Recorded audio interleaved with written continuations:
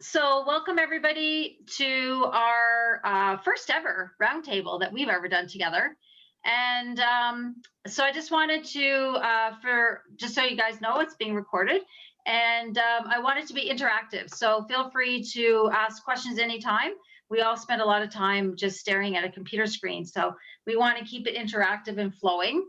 And we'd like to try to keep it for about an hour. So I'm going to introduce our ladies on the roundtable tonight. And our first, in no particular order, our first beautiful woman inside and out is Shelby Rowland. And Shelby is the owner of Gracie Gals. And then we have Christina Drew. So Christina actually contacted me, 2009, Christina, you called me. I still remember sitting in Robinson parking lot and you called me and we chatted and we just connected right away.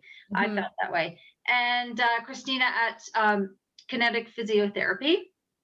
And then Kirsten I met through our bestie, Stephanie Benamore. And we were just saying it was last year that we had a nice meeting. And Kirsten's company is Transitions Life Coaching. And I feel like every time Kristen starts talking, I actually become a little bit overwhelmed, like with emotion, because she's a lot of the words that she has about everything that she does. So I'm really glad that you're here with us, Kirsten. Oh, thank you, Nancy. Hi, I'm Coach Nancy, and I'm going to be your moderator for tonight. But meaning just like I'm just going to either ask a question for you if you want to put in the chat box, or just jump in. So first of all, Shelby, and I'll go through our roundtable. I have a question for you. So I'm going to I know I'm never going to throw you off. Oh no, you won't. This is ever. Christina and I were like, yeah, this is our speed. Just like fly by. This is good. Yeah, Shelby and I hadn't talked for a few years, and then when we just got on the phone a couple months ago, it was like time just went by, and there we were, just 3 triathlons. Shelby, my question is, what was, and I'm going to ask each one of the other ladies, what was your defining moment of passion for you to say, I want to create Gracie Gals? So I mean, you know the story, which is why I know you're asking this question. Also, I just want to say, Kirsten, Stephanie Venmore is like an aunt to me. So like we just tell her to use Shelby and she'll be like, oh my God. Anyway, had to get that out. I started Gracie's Gals because and this is recent information I learned that I did not know then, but I really struggled with disorderly eating growing up. Both my parents modeled, and so I kind of was pushed into the same thing. Didn't enjoy it one bit, but thought that was where my worth was. And I was very mistaken. And then I, in high school, kind of had this like last year where I stayed back a year. I did grade 13. And it was like the best thing I ever did because I found Nancy's group. And my aunt actually brought me to Robinson, oddly enough. The triathlon training, yeah. Yeah, like I love driving by there. I'm like, oh, all the memories. Stephanie slapping my butt going around the track and stuff like that. Yeah, but I mean, really, the biggest shift for me that happened joining Nancy's group was there's 2 really big things. One, I was like, I didn't know that this is how women treated each other, like that it could be this kind of supportive, amazing environment. That was very new to me. I also doing, like I said, I did that first triathlon. It was Ontario Women's Triathlon, and it was like, oh, I can actually do something with my body. It's not just how it looks that makes it worth something. So I was, like Nancy said, 18 at the time. So really, I started training this little girl down the street that I grew up babysitting, Grace. And, you know, that's kind of where the name comes from in our relationship. And then Gracie's Gals over the last, it's been like 7 years now, has really morphed and changed. And now it's so much more about the mental health side of things. I am often finding myself coaching parents on how to talk to their kids about body changes. But the biggest thing, and Nancy and I talked about this, the biggest kind of like aha, I would say that was 3 or 4 years ago, that made me even more passionate about this, was realizing that in all of these spaces where women are speaking positively about themselves, they're still speaking positively, but about their bodies. They're not talking about their accomplishments. They're not talking about, I'm, got this degree and graduated. Like any body positive space that I was seeing was it was still about bodies. Like it's like, okay, it's great that we're talking about this and we're normalizing what real bodies look like. It's awesome. But for me, it was like, okay, but it's still about bodies. So then I really shifted Gracie's Gals. We kind of stopped talking about things like body image. When it came up, I still addressed it, but it became a focus on who they are. Like, who are you on the inside, about trusting your intuition, listening to what, the little voice inside your head that says like, hey, go here, do this. And it just became so much more about teaching them to trust and listen to themselves and know that everything they already have. And I mean, obviously working with them over the 7 years, I was so inspired by them, and that was like passion enough for me. So yeah, that's my elevator answer. Do you ladies ever find yourself sort of drifting off that way if you haven't seen anybody, and you look at the person and you do notice sort of their body shape or whatever? I don't know, is it whether it's instinct? So do you ladies ever find that, and then you want to say, oh wow, like you compliment them if they've lost a lot of weight, but you might say something about their body, how it appears. But I'm finding now that more so I'm trying to correct myself and listen to them speak. And then, as Shelby said, maybe it's more about addressing, oh, you just seem so happy, or Yeah. what's going on with your spirit, Yeah. or more like, what have you been up to give you this enthusiasm, as opposed to just addressing what Shelby's saying, the first thing you notice when you look at a person. Do you Well, guys? and a really quick example, Nancy, that I always like to give is like and I mean, I specifically work with girls, obviously, but one of the things is someone's like, oh, I love your hair. Your hair is so beautiful. And like my first instinct, even with my nieces and stuff, is, yeah, you should see the brains she's got in there too. Like it's taking the focus off of appearance. Like, we're not, who's doing that? It's the focus is still on appearance too often, in my opinion. So, and it's kind of funny because I created Gracie's Gals based on, hey, this is, appearance isn't what you're worth, but we were still talking about it. And so that was when it really changed. Yeah. Yeah. Okay, good. Christina, tell us your defining moment of passion to create kinetic physiotherapy, and why did you come up with the name kinetic? Yeah. So for me, in terms of like taking the leap to open my own clinic, I think, I was told early on, that I'd have to kind of have my own business. So for those of you that don't know, like my dad owns Cycle Path in Oakville, so like a local bike store.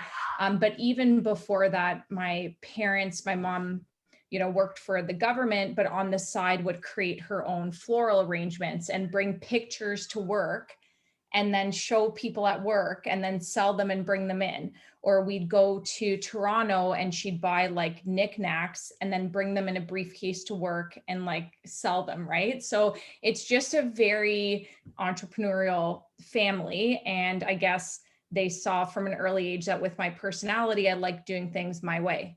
So they're like, you're going to have a hard time working for somebody else. So I think that was always in the back of my head. And I knew one day I wanted to open up my own clinic. I just didn't think I'd do it as early as I did. So when I first started working, it was only, oh boy, max a year to a year and a half out of school that I decided to open. And the reason was because I worked for two different clinics. and both of them just wanted to funnel people in and out.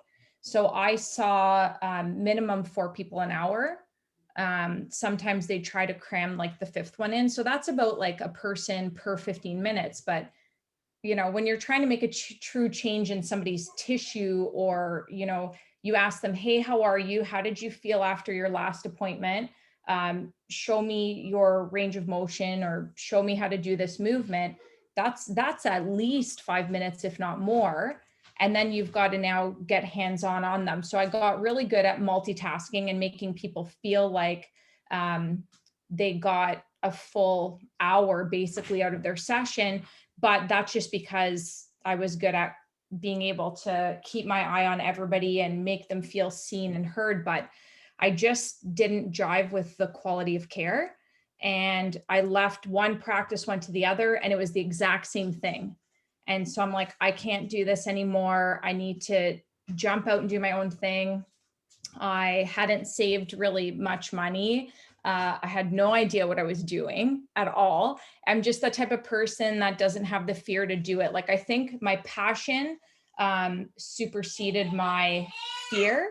And then I decided to just jump in, and what's the worst that's going to happen? It's not going to take off. And then you go find a job for somebody else and try it later on. And so that's what I did. And in terms of the name, I knew, so what I did is baby blue is my favorite color. So that had to be in there. I'm a huge hockey fan, although soccer was my sport, huge hockey fan. And so typical logo is the maple leaf with like a hockey player. So I did a maple leaf with a runner. So baby blue, maple leaf with a runner. And then in terms of the name, kinetic, I just tried to find something like I kind of resonated with energy and motion. So that's, you know, kinetic. I'd look up the definitions of things, or I knew it obviously back then being in school, but, and I like that. I was like, energy and motion. Okay. That seems pretty neat. And then that's how I came up with the name. Okay, good. Yeah. Awesome. And Kirsten, what was your moment? My defining passion moment. I already know the answer, but you can tell us. So for me, it's been an evolution like everybody's journey here. So I started off as a police officer for 18 years with Peel Regional Police. And then I was a personal trainer for a big gym for 8 years and a holistic nutritionist. So in that time frame for the 8 years that I was a personal trainer, my clients really stuck with me over the long term, even when they sort of had already achieved their goals and we'd reset new goals, but it was the accountability factor. And I found that I was a part of their lives in a different way, in a deeper way than you normally have with the coaching experience. And so I, very much like Christina was just talking about, sort of on a wing and a prayer, just made the leap. And, you know, I'm very lucky that I have a very supportive husband who believes in everything that I do. So we took the leap and went into life coaching. So my coaching was around as a transformational life coach, helping people through different transitions of their life. And I was doing these vision board workshops that I love doing.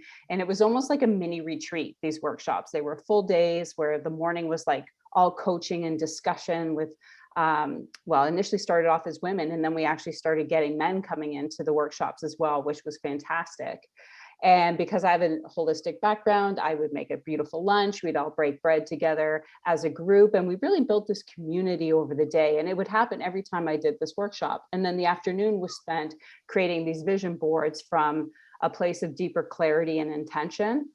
But there was always this piece for me where it was like, how is it that some people can take their vision boards and really manifest a lot, if not everything that was on there, and other people could barely even finish it or wouldn't complete it. And it was always kind of this thing in the back of my head, like, why is that happening? Yeah. And, you know, it's that self-sabotage that sometimes we find ourselves in. And what I found with that through my own experience, of course, as how this usually works, is it's in a lot of cases, it's unresolved grief. And so 4 years ago, I found out that I was adopted. So at 48, I found out that I was adopted, and everybody had died. So there was no way of getting answers or information or anything else like that. So, I kind of fell back into my policing mind frame, back into sort of that logical, figure things out, try to make sense of it, come to an understanding of it. And of course, I had an emotional reaction at the time, but just came to this point of understanding it, moving on from it, or that's what I thought. And then 18 months later, I actually was getting physical manifestations of chest pains, and as a healthy person and having a holistic background, I was very familiar with what felt right in my body and what didn't. And of course, there was no answer physically for what was happening. And I discovered that it was this unresolved grief, not just from the news of the adoption, but that was sort of the cherry on top of many other sort of unresolved losses I had had in my life, both personally and professionally. And so I did my own grief work. I did a big deep dive into it. And literally there's a handbook that we use in grief recovery. And the first 3 chapters, as soon as I read it, the penny dropped for me. And I'm like, this is my missing puzzle piece, which made me laugh because the name of my company is Transitions Life Coaching, which is what it was from the beginning. And now it even makes more sense from a deeper sense in terms of really helping people transition through all the changes in their life, whether they're positive or more difficult situations that we go through. And so the whole point around the vision boards is really, after we come through transition and change, even if it's different changes in our life, like different aspects of our life, now what? How to create a vision for ourselves moving forward, and how do we do that in a really powerful way? Kirsten, I've heard that just a random statement that lots of times women go through more transitions in their life. Do you see that compared to men? I mean, men do. They might not admit it, or they might just fight it.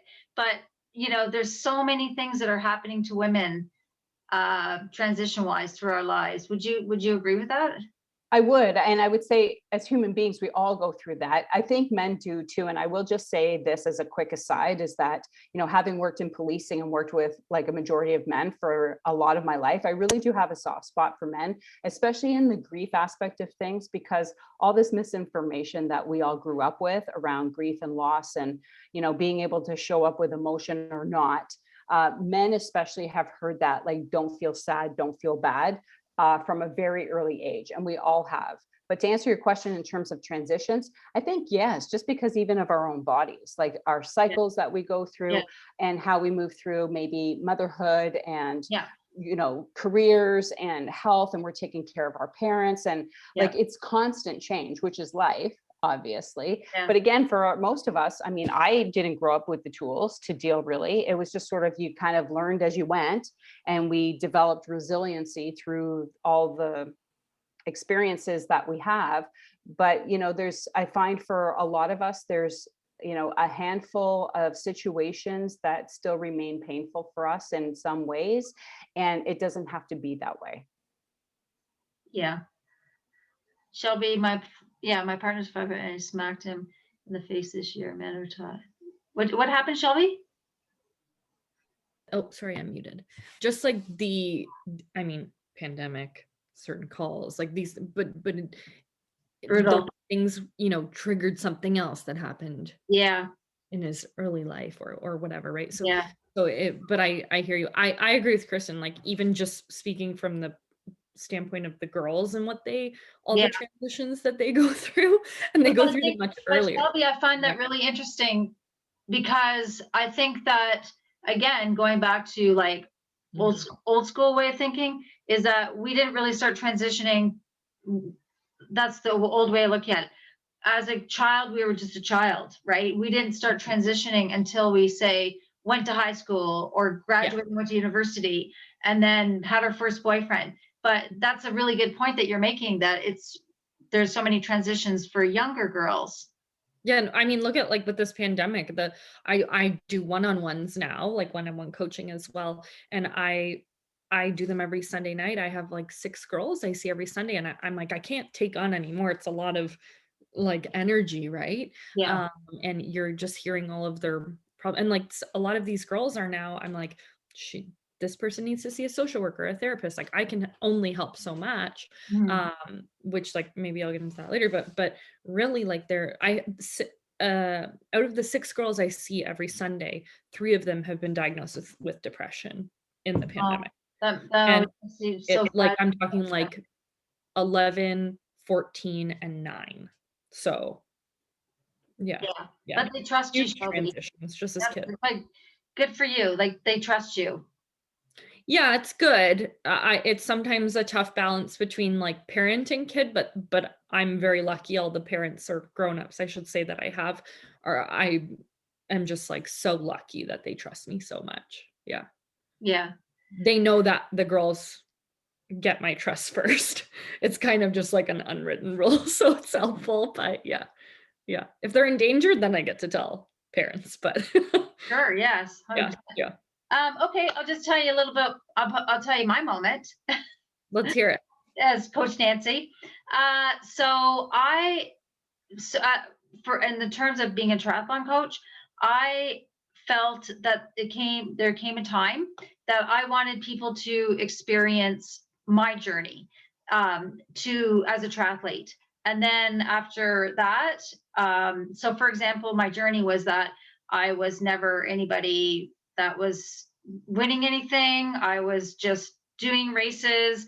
I was not competitive. I just wanted to have fun. And I didn't know how to swim when I started doing triathlon. So I had to go through, all the training and everything. I was really motivated. But for me, I just wanted to bring people along on that journey with me. So I was always trying to find people along the way. It's like, you want to do triathlon? Oh, okay, let's do it together. And so, right. And it was definitely, Betty's laughing because she knows it was all social for me, right? That's it. And for me to be able to see somebody smile and just feel the best you can ever feel emotion wise, to cross that finish line, like Shelby said, like, holy crap, I just did that. And to me, it didn't even matter what your time was. It was just that you did it, and you proved to yourself you gained the confidence you could do it. So I just created second wind conditioning because I just wanted people to come along for the journey and bring other people, bring them all, bring everybody, right, to experience that as well. So I feel like, Nancy, the best way to like describe what you do, I actually was not expecting this, so I'm kind of getting emotional, but like the feeling, like if I had to describe it in like a sentence, it was like you teach people how to like get their power back, or like just find like their power, or like but there's just I been a funny interesting story. Yeah, I own it. But just even I have a picture somewhere of a woman who she was breastfeeding her child. Like literally, she had to go to the start line, and it's for anybody. She was breastfeeding her child. She's like, okay, he's ready. There, go. I got to go to the start line, right? To go. It's my time to go and do the swim portion, or just like having your family there. Like Betty's got her family there everywhere on the race course when she's out there, and it's so great just to turn that corner and see your family there.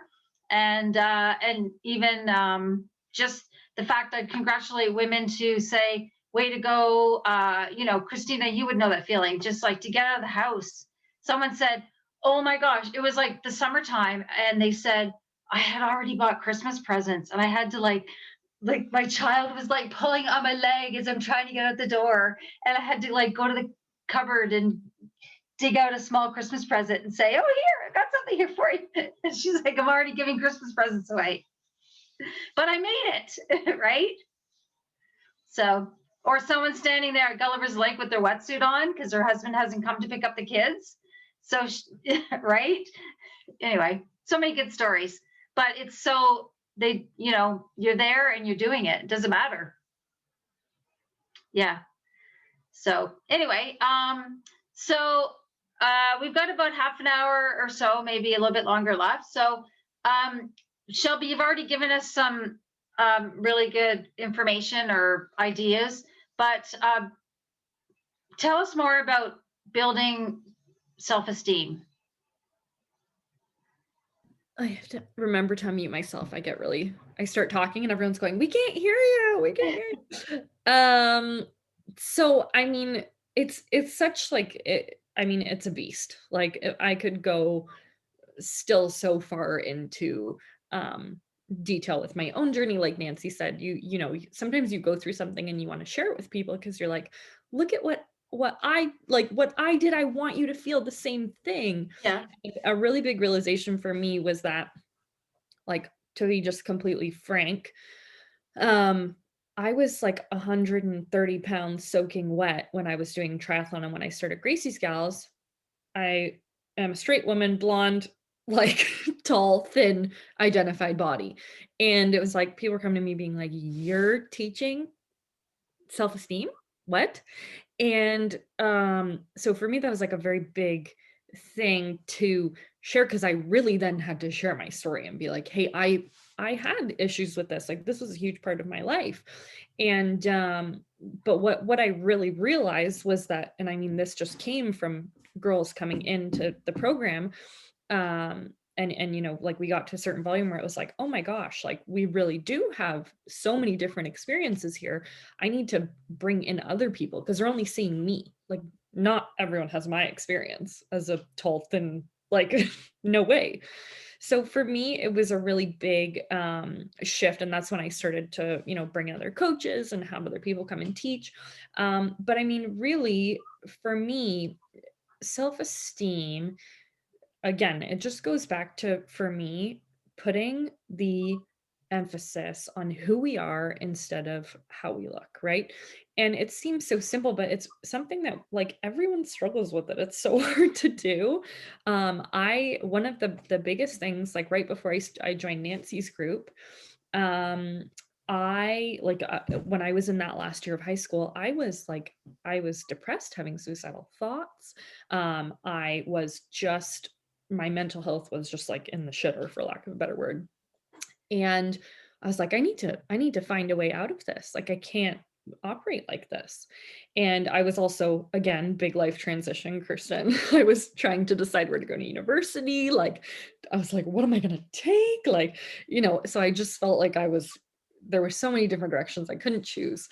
And for me, the finding my way back to myself was what built my self-esteem. When I look back at it, it wasn't like, for lack of a better word, it wasn't triathlon. It was the fact that, like I said, Nancy was taught me, hey, take your power back. Like, you can do hard things, right? Because I was at a point where I didn't think I could back then. And with all of these girls coming in, it became really apparent to me that, yeah, you know, sharing my story is great, but not everyone has the same experience. So I need to be able to relate it to everyone, and also like make room for their stories as well. So that was when I would say that things really opened up a bit more with Gracie's Gals, and we just got a ton more people through the door because I stopped sharing like my experience, or sorry, my story so much, and just shared my experience, if that makes sense.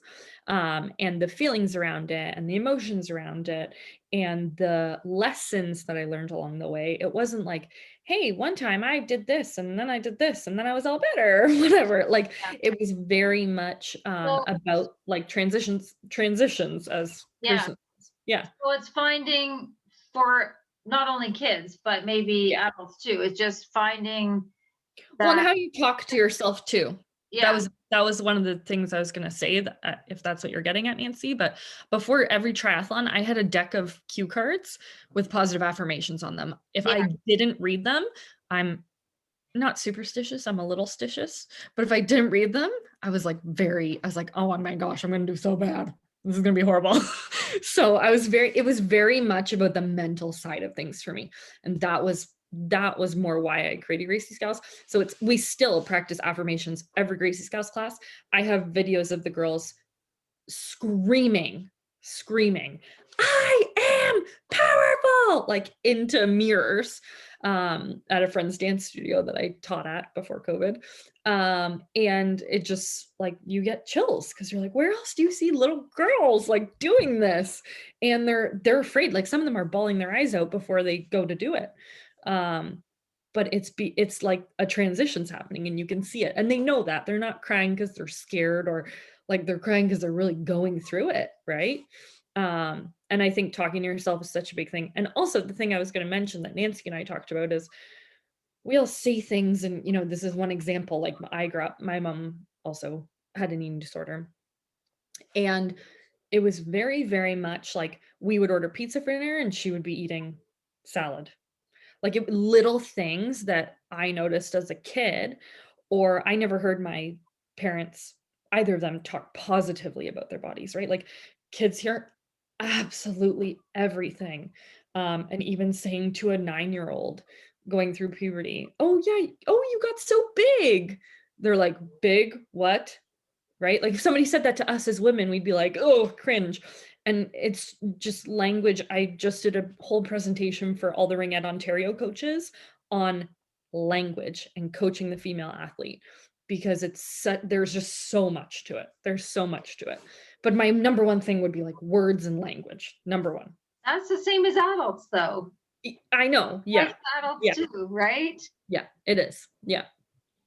Yeah. And I'll add into just being a mom of like young kids and then going through yoga teacher training and stuff. Like, yeah, I mirror back for sure, words and actions, like, and paired with actions when you're a parent, because like if we stick with the body image thing, I'm very aware of that. And like the kids for sure will like, see me changing and they'll be like, oh mom, look, what do you look like? Yeah. Right? And I was like, I got to grow you. Yeah. Like I got to grow you, and like nourish you and whatever. Like how cool, like how cool is that? And so like, of course, being aware of that stuff, like same with working out, like I'm working out to make my body strong. Like I'm working out to make my heart healthy, and having them like, before I used to try to do it before they woke up or whatever. And now I'm like, you know what, guys, like I'm going to do it right now. Do you want to join in? Let's do an obstacle course or whatever, and try to have them see that I'm like following through with my word and everything. Yeah. I love that you do that, Chris. And just like a kind of funny side note here, Chris was the first one that I created my Gracie Scales programming, and I didn't show a single soul, but I was like, Christina, meet me at Kelly's. And I showed her and she was like, don't show anyone else this. Like, keep this to yourself. She was the one who was like, take the risk. Smack me. I was like, you have to. There's no option. Like when she showed me her blueprint, I was like, there's nothing like this out there. You have to follow through with this. Yeah. And I said, don't show anyone. I didn't want to. Yeah, you were like, don't show anyone. I was like, we're at Kelly's. There's a lot of people here. Yeah. And I don't have that mom like experience yet. So I appreciate you mentioning that, because, sometimes I say things and I don't feel like what I'm saying is valid because I'm not a mom, so I don't understand. But I always say I can see it from the daughter lens. That's how I see it from the daughter lens. Yeah. I don't have the mom lens yet, but I was going to say, Kirsten, I think we should stay on the same path, because I think you can jump in. You have some things to add when we're talking about positive affirmations. And also, I'm not sure everybody knows what a vision board is. I mean, I learned some other people already knew, but I learned about it from you, what a vision board was. But just to add, I know Shelby, I'm exactly the same way. I always catch people off to go and say, what's your positive affirmation for today? And people will be like, what? I haven't even thought of that, right?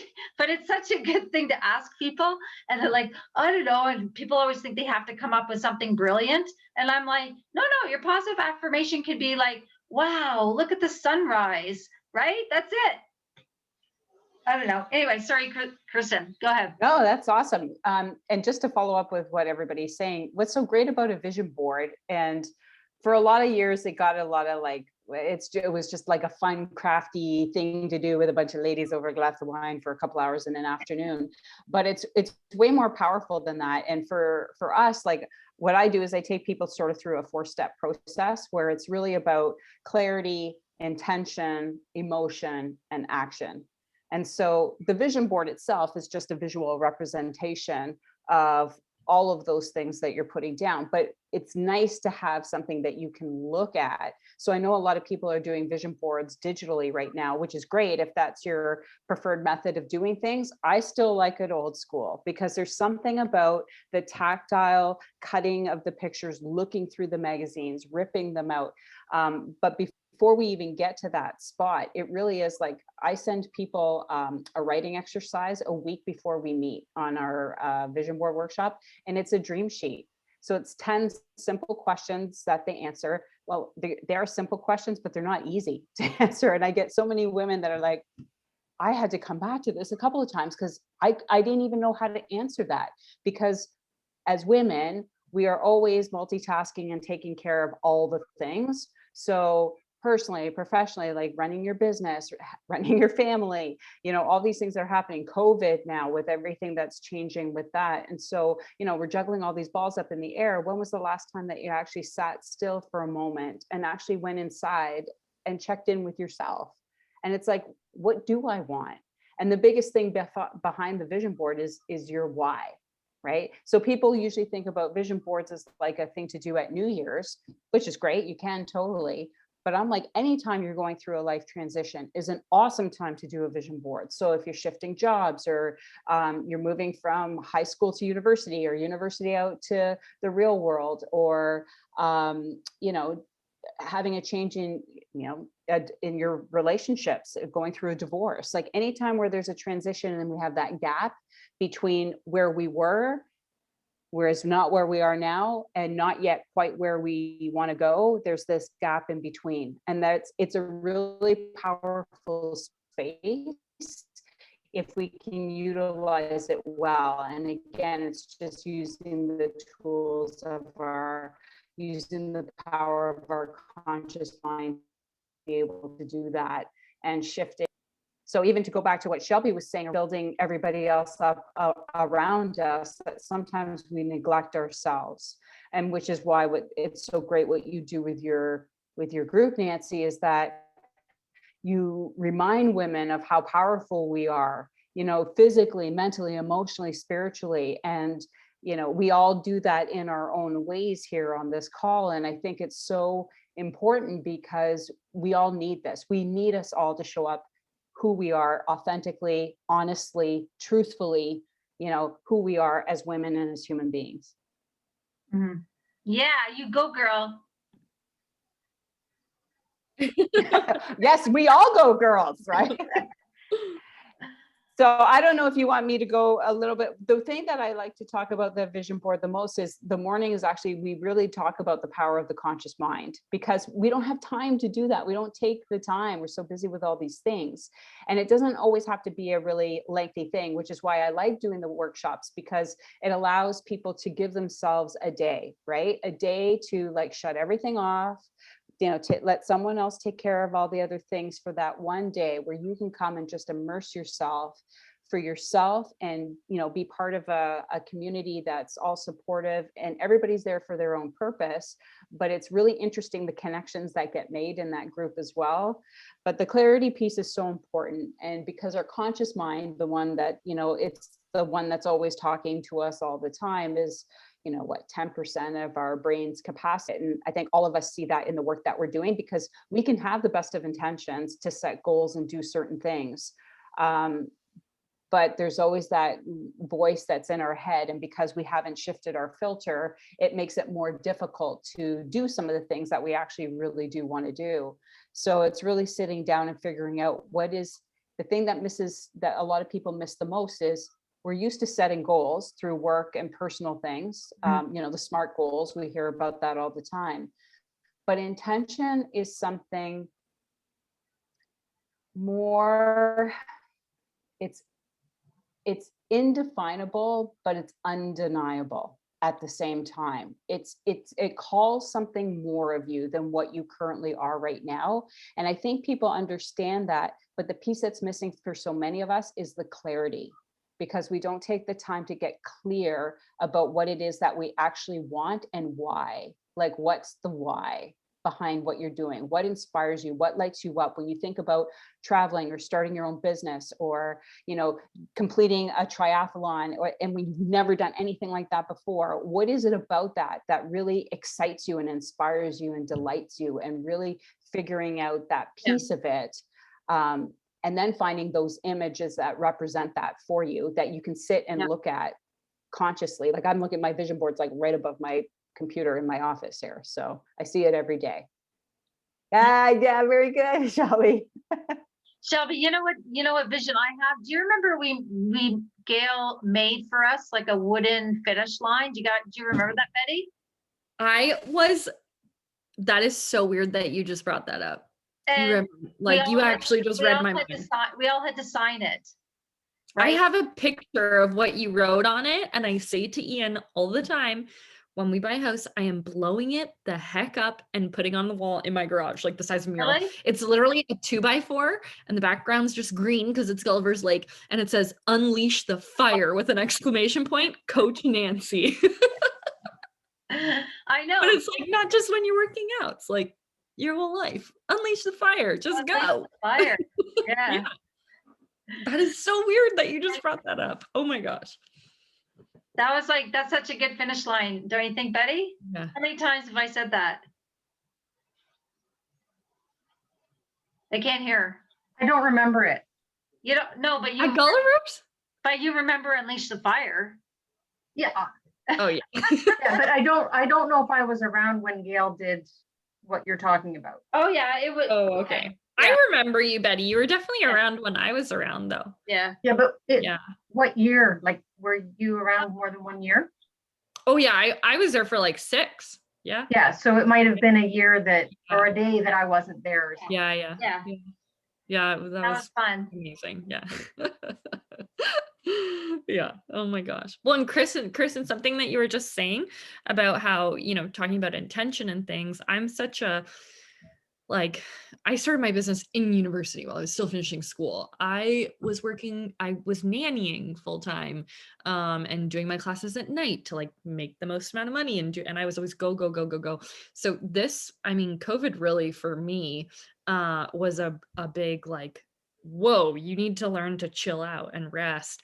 And I actually started, this is only the last maybe like 4 weekends, but I went back to work full time, and it was like, okay, when I make my to-do list on the weekends, it's not going to be like, okay, you know, organize closet, go through blah, blah, basement bins. Like now I'm writing like, okay, I'm going to organize the closet and go through those basement bins, and I'm going to go for a long Sunday bike ride. And then I'm going to have a slow morning coffee on Saturday. Like I'm adding those things to my list because I was never intentional about those things. And then I was like, why do I never have time to chill out and rest? Right.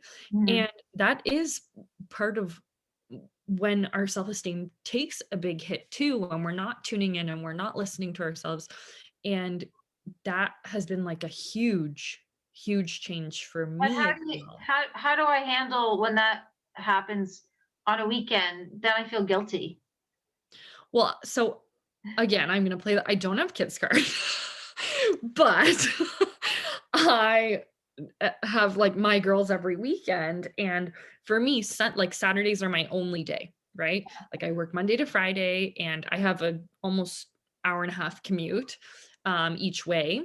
Oh, wow. And so like some nights I'm like, I don't even have time to get a workout in because I teach at night as well. I have my girls at night, and we have monthly membership with COVID. So it's like I'm Monday to Thursday night, I'm teaching, and it's like an hour class. So it was kind of a big thing for me of like, okay, where the heck am I making time for myself here? Like, and my self-esteem did take a hitting in COVID, because I also went from, hey, I'm running a business, to, oh my gosh, I have to get, you know, like my partner and I want to buy a house. And if I want to get a mortgage, I need to be able to show more on paper than what I have. Like it, and Yeah. it was like, oh my gosh, everything I've worked towards, like, it feels like it's not worth anything now. Because overnight we were like, oh, well, now we want to do this and we want to do this. And it's like, we need to rejig our whole lives to make this kind of thing happen. Right. And for me, it really lately has become, and also going through this whole eating disorder recovery process, it's also become like, where am I just finding these like pockets of joy. Like, where can I find these super little things that bring me joy? I sound like Marie Kondo, but like truly, like having a slow morning coffee. Now, instead of on my ride to work, I don't listen to the news for an hour and a half like I would just listen to any radio station. No, now I'm listening to a book, or I'm Yeah. listening to freaking sound bowls. Like, who am I? But it's so much better. Like, it allows me to tune in. And now I look at it and I go like, wow, I'm so grateful that I have this commute, because it's like my time now Yeah. to Yeah. just be with myself and Yay. listen to sound bowls. Like, Yeah. yeah. But I get the like guilty thing. I mean, I don't have the guilt that maybe I would say I have is my partner working 24-hour shifts. Like, if he works Friday, Sunday, well, I feel like I have to take care of the house. I have to like do all the laundry, make sure he has a uniform, make sure our meals are prepped for the week. Like, it's a little things that like we as women sometimes take on as like more emotional labor too, right? Even in a partnership. And I've had to learn to like squash those ideas as well. Like, instead of saying like, oh, he helps me, like, no, he doesn't help me. Like, we are in this together, right? But that's how I was raised. So, you know, I get like the guilt thing. And I think it just all depends on like, you know, Kirsten talks about like our experiences of growing up. And it all plays such a huge part in self-esteem. It's a beast. It really is. Yeah. Yeah. I can't imagine the guilt when I have kids. So I'll call you all then. Ask me that question again in like 5 years. Christina, we still have time for you to help us out and make us feel better. I feel better. I'm just like sitting here listening. I just resonate with I just love it. It's all part of like, it all has its part to do with healing. You know, like I see people come in the clinic, especially now with COVID. It's like, we are sometimes the only people that these people are seeing, right? Like, Oh, that's a good point. and so I let them talk, you know, like whatever they want to share. Yeah. And I do my thing and I let them talk, because it, you know, I don't know if you've heard that phrase, but like, issues land in our tissues. Right. It's like Kirsten was saying, she was physically manifesting, like, you know, she was feeling her heart and she knew that that wasn't, you know, for her, let's say a normal feeling, like, or a good feeling, you know, and this happens. People will say, like, sometimes, you know, with the, when people work with me long enough, but, you know, they'll say, oh, my hips, they feel so tight. I don't know why. And I was like, well, what are you holding on to? You know, like, well, what do you mean? And I'm digging into their hips, obviously, but I was like, well, what's going on? Right. And then by the end of our session, they're bawling and they're like, oh my God, I'm so sorry. Like, I don't know, like, I don't even know why I'm crying. And I was like, well, because you're unleashing the shit you've been holding in your hips. Oh my gosh. Wow. You know, like we hold it there. So sometimes we're hands-on treating you and you're doing your exercises at home. And sometimes there's still a lingering piece, but a lot of the times it's work that you need to do within yourself. You know, like, and I just, it's part of having a listening and really paying attention to every detail they're telling me. Diet, like, you know, I sneakily kind of find out these things, right? Like, oh, like, what'd you guys have for dinner or whatever, right? And then, like, that's the thing. Sometimes they'll be like, I don't know why I'm so inflamed, and I'll smack them and I'll say, well, like, why'd you have McDonald's? You know what I'm saying? Like, it's like, I'm very, very straight with my people, but you know, you have to enjoy in moderation and all that stuff. But everything here is has an impact: self-esteem, how you think about yourself, things you were told, right? Like, whether, like, I see a lot of athletes, so what your parents told you when you were an athlete to suppress your emotions, you're strong, you're tough, like, why are you crying? Coaches, like, I had coaches be like, okay, like, if you need to puke, go over there and puke and keep running, you know, like, you have to be tough, like, you can't show any emotion or whatever. And then you carry this into adulthood, and then you start, like, my neck's sore, I didn't do anything, but they're holding all this tension in there because they're suppressing their emotions, you know? So it's like, I look at things very holistically too. That's why it's cool having this panel's, like, you know, it's right up my alley. But what can I say to, you know, some key things that I'm seeing is a lot more people are on devices, obviously, because we need to connect somehow. And it's like Zoom or social media scrolling. So my son took my phone. But what I'm seeing is like, people are working from home more or on their devices more. And they also have this opportunity to work out virtually at home. So on their lunch break, instead of traveling and commuting to a gym, they can do their workout at home. But what I'm seeing a lot, I'll just pinpoint the wrist is such an easy thing. A lot of people have been coming in with like wrist pain, and it's each one's slightly different. But what I'm finding is, if I tell people to do a quick test at home, if you put your forearms together and then extend your wrist back and then, pull your fingers back and try to pull, like keeping your wrist together, try to pull your wrist back. And then one hand's like this, and that's the hand that's like the wrist that's bothering them. And I'm like, okay, well, what kind of exercises are you doing? Well, like I'm doing like HIIT training, I'm doing planks, I'm doing burpees, or I'm doing yoga, and they're getting into plank and chaturanga.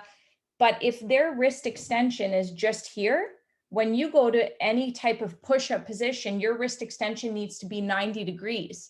So if it's like this and you're repetitively putting your body weight through your wrist, well, yeah, over time, you're going to feel something, and it's because we're typing, it's because we're holding our phones, right? Like, and then if you're, a mom and you're carrying your baby and you're carrying groceries, like there's a lot of flexion stuff we do, but we don't counterbalance it with like doing extension type things. So I tell people like, this is my jam is injury prevention. So we talk about like what drove us. Part of my passion is my own injuries and being forced to stop playing soccer before I wanted to, because I was like en route to play for like a semi-pro team. But I had to make the decision, do you want to keep, beating your body up, or do you want to be able to play soccer with your kids? But I wasn't ready to stop playing, but I just had to, force myself to stop. And I didn't want that happening to any other athlete. And so my biggest passion is injury prevention. It's like, don't wait till you're in so much pain to come into the clinic. Like, come in and just be proactive about your body. That way you don't have to be here for weeks, because I could just give you some exercises to do based off what I found. And then maybe you're going to prevent those issues from happening. Mhm. Yeah. So I have a question, if you don't mind, Yeah. Christina. So Yeah. again, like exactly what you're saying, where so many of us are on Zoom now. And again, coming from a background where I was in policing and always like walking around very rarely in the cruiser, then, in fitness training, always on our feet. Now, running my own business, I'm behind a computer way more than I ever was in my life. And wow, I can feel it like in different spots of your body. So what would you say, like just generally speaking in terms of posture? Because again, if you're at the computer for hours, like you can't help but start to slouch over. And I try to correct it, but would you have any sort of tips or anything like that that would help us with that? Yeah. So what I would say, so what I tell people, what I get all my clients to do, or what I build up, is like a full body 10-minute like routine that focuses on each joint: neck, shoulder blade, spine, hips, knees, ankles, elbows, wrists. And it's just like, it's an activity to help like lubricate our joints. But to keep it simple, like my rule of thumb is just try to counterbalance the posture that you're in. So if you're like slouching, then you want to, on your break between clients, Kirsten, like, schedule in, that buffer time between clients where you're getting up and moving. So first and foremost, get up and move as often as you can, because moving is medicine for our body. But if we talk about slouching, an exercise that I like doing that's easy, if people don't have a foam roller at home, they can roll up a towel or get a yoga mat. But see, I came prepared. Okay, so yeah, there we go. So what I like telling people to do is just like lay on your back and start, for us females, bra line. So I just tell men like mid back area, and then knees bent so that our back's not arching. And you're just gonna go over the foam roller, keeping our chin tucked in, just in where the foam roller is. So I'm not going all the way back. I'm just extending. So I'm going the opposite way from slouching. So I do a few of those and then I roll down. So I go up my back and I do a few in that area of my spine until I work my way all the way up to the upper back. So that's a good one. I like that one for posture because it helps, not only does the foam roller help massage the muscles, but it also helps what's called mobilize the actual joints. Because if you just kind of roll out the muscles, we're still not taking care of the joints that are getting used to like being stuck forward. So it's helping, you know, move the actual joints there. Does that help with that? Sure does. I'm gonna do it as soon as we get off the call. That's really Yeah, this is like prime time, me starting to work from home. I'm like, I have my mat and my foam roller right here. Yes. So that's perfect. I'm gonna do it. Yeah, Yeah, but and if you get also- up often, that's going to Yeah. help Yeah. open up your hip flexors. Because another complaint is like low back pain, or my hip flexors feel really tight and sore. And it's because the psoas, the deep hip flexor muscle, attaches onto the spine. Yeah. So if we're sitting for a long period of time and our hip stays flexed, Yeah. then it's going to pull on the moment I go to stand up, this lengthens, but then if it stays in a shortened position, it's going to pull on my back like that. Oh, okay. Yeah, because it goes from the front of the hip to the back. And so if it starts shortening, because 8 hours of my day, I'm keeping it short. If I go to stand up, it's going to yank on my back and cause back pain. Yeah. So if you get up and move often, it just kind of helps counteract that. And you don't even need to sit and hold a stretch for like a few minutes. It's just literally getting up, doing some laps, come back down, do some work, get up, stretch, get back down. Yeah. As soon as we got on this call, I was like, oh, is Christina gonna check my posture? Yeah, this is what you always used to tell me to do. Like when I lived near you and I would come to you, you'd be like, Shelby, you need to go like this. Yeah. So I'm like a turtle with a shell. I'm always like too forward. You're like, no. So funny. That's awesome. So funny. Okay, so does anybody have any questions or any other comments? Or I'll do the recording in YouTube, and I'll attach like all your contact information for everybody in there. And yeah, what else did we miss? I think we covered a lot of stuff. Yeah, we did. I'm feeling great. Feeling Love it. Yeah, this was so much fun tonight, ladies. Honestly, thank you so much for inviting me to join you. This was a riot. Oh, that's a positive affirmation. Yeah. And that's the thing, it's that even you can still build those connections like we were talking about, Nancy, beforehand, right? Where, you know, we do feel kind of still separated, but it's being able to do this and have a laugh and to share experiences and really connect on a level. And everybody's energy is just so amazing. So thanks, ladies. Thank you. Thanks. Okay, Thank well, you all. we're so great seeing everybody. I miss you guys. I know, miss you too. I miss everyone. Yeah. Yeah. Okay, well, we're safe at home, so Yes. we'll see you soon. Everybody take care. It was great. Thank you so Thank much. you, Nancy. Okay, Thank you. Thanks for all of you. That was fun. Okay, Bye. bye. Thanks, Danielle. Bye, Bye. Danielle. Take care of the Kit Kat.